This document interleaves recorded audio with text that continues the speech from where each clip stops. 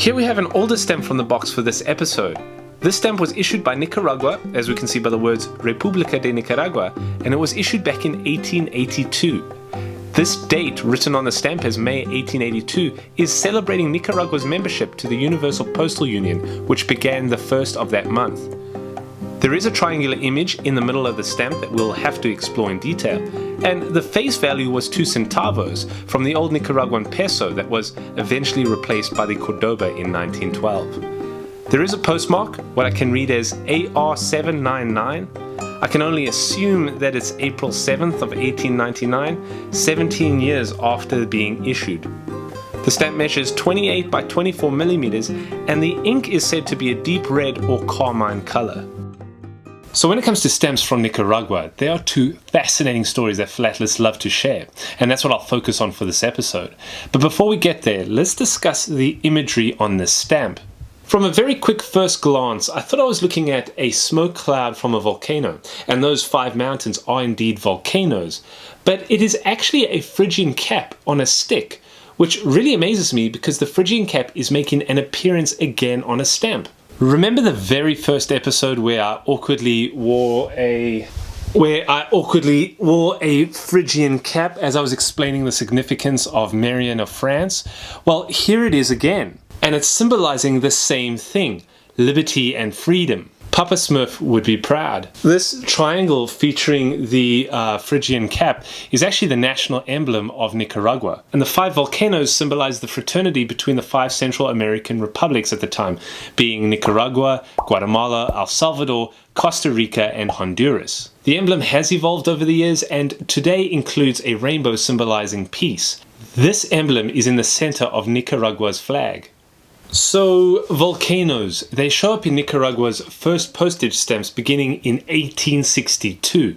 Nicaragua issues these stamps with very similar imagery that we have from the country's national emblem. 5 volcanic mountains with a Phrygian cap on a stick. It actually comes from the emblem of the Federal Republic of Central America, which preceded the independent nations, symbolized by these 5 volcanoes. Interesting fact, the first stamps of Honduras, El Salvador, and Guatemala also feature a volcano. It's a very volcanic area, which leads us into our first interesting philatelic story. Did you know that the Panama Canal was actually at one point going to be through Nicaragua instead of Panama? The Panama Canal plays a vital role in maritime trade by creating a shortcut between the Atlantic and Pacific Oceans instead of having to travel around the bottom of South America. Work began on the Panama Canal in the late 1800s, but due to engineering difficulties, a large number of worker deaths, and a political scandal in France who was financially backing the building of the canal, the project came to a stop in 1889. Well, in 1900, the United States was interested in building a canal through Central America, and the leading proposal was Nicaragua. It was actually authorized by the House of Representatives to go ahead and build the canal. The canal would have gone along the southern border of Nicaragua, cutting through Lake Nicaragua, the largest freshwater lake in Central America. Theodore Roosevelt, who became president in 1901, actually preferred if the US took over the building of the Panama Canal instead. And so the debate was on in the Senate, who was still yet to approve the Nicaragua Canal that was approved by the House of Representatives. As always, I'm providing a very, very high-level summary here, so I encourage you to read up or look further into the building of the Panama Canal. So although Nicaragua would have been a longer canal to dig, there was belief that it would have posed less of an engineering challenge than the Panama Canal. One quick thing to point out is that Panama was actually part of Colombia at the time.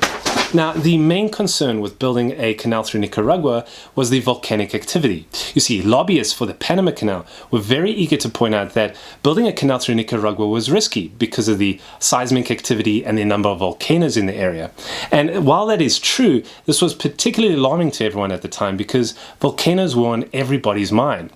You see, in 1902, while this decision was being made, one of the deadliest volcanic eruptions of all time takes place on the island of Martinique. The island's volcano, Mount Pelée, killed almost 30,000 people in a matter of minutes. And since this happened that same year, you can imagine that any mention of volcanoes or the threat of volcanoes was not taken lightly. Now, what does this have to do with stamps? Well, Nicaragua's Mount Momotombo was having eruptions at the time as well, and even though it was some distance north of the potential canal, it demonstrated the volcanic activity in the area. The Nicaraguan government kept news from Washington of a recent eruption, or so it's claimed, but this stamp was issued in 1900 by Nicaragua, and it displays Mount Momotombo erupting with smoke and lava flowing down the mountain. Lobbyists for the Panama Canal saw this stamp and went and purchased hundreds of them from stamp dealers in New York City and Washington. They then attached each of them to a note and sent them to every member in Congress. What did the note say? An official witness to the volcanic activity on the Isthmus of Nicaragua. The Senate narrowly approved the bill for the Panama Canal, followed by the House of Representatives and then Theodore Roosevelt, just weeks after these stamps were sent to everyone. The impact that these stamps had on the decision is debatable. It probably didn't sway Congress much. The campaign involved much more than just these stamps, but these stamps were part of that campaign. They were used to make a point, and they were used against the very country that issued them. Now that's just one of the interesting stories. The other one is about a stamp that almost started a war. These airmail stamps were issued by Nicaragua in 1937, causing neighboring Honduras to be very upset. It features a map of Nicaragua with the Atlantic and Pacific Oceans to each side. A fairly large piece of land belonging to Honduras was labeled as Territorio en Litigio, meaning territory in dispute. This piece of land was in dispute at one time, as both Honduras and Nicaragua made claims to it. But in 1906, King Alfonso XIII of Spain settled the argument and gave the claim to Honduras. Of course, there's a lot more to this dispute. As I mentioned earlier, those 5 Central American republics were initially part of a united federation after gaining its independence from Spain, and then eventually broke up into the individual countries. Well, Spain wanted nothing to do with this argument, so King Alfonso XIII just ruled that the border should be along the River Coco.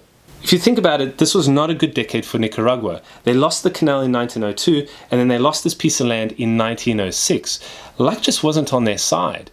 Well, in regard to the decision about this piece of land, everything was fine after 1906 until Nicaragua issued the stamp in 1937. Letters bearing these stamps made their way around the world, and when they reached the Honduran capital of Tegucigalpa, well, you can imagine the confusion and anger that must have stirred up amongst the Hondurans. Apparently there were angry riots in the Honduran capital city, and police had to protect the Nicaraguan embassy from being stormed by angry mobs. Of course, Honduras demanded that Nicaragua retract and correct the stamps. Well, Nicaragua did not, and both countries sent troops to the border. The United States, Mexico, and Costa Rica had to quickly intervene to calm things down and prevent conflict. And although things did calm down, conflict wasn't resolved until 1960, when the International Court of Justice ruled in favor of Honduras. Crazy, right? Oh, this one stamp has the word specimen overprinted on it and a punched hole through the bottom right corner. Specimen stamps are like sample stamps. They're sent to post offices or postal administrations to help identify valid stamps in use. They could also be used to identify forgeries, as you now have something to compare to. So when a country issued a stamp, specimen stamps would be sent all over, including other countries, so that they were aware of the new stamp and its appearance. Although specimen stamps had no postal validity, and that's probably why I have a punched hole through the 15 here, they can actually be worth a lot more than the actual stamps themselves on the market today.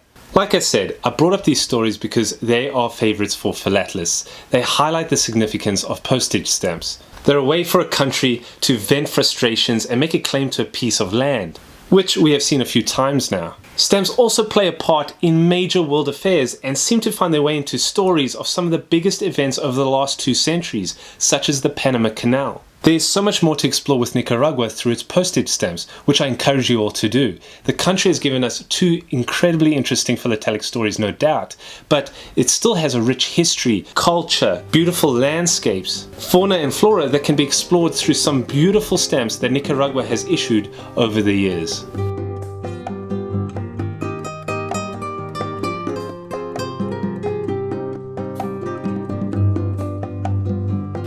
Whoever thought that stamps could cause such issues? As always, thanks for watching. Please subscribe to support the channel and to get notifications about new videos. Happy exploring, and I'll see you next time.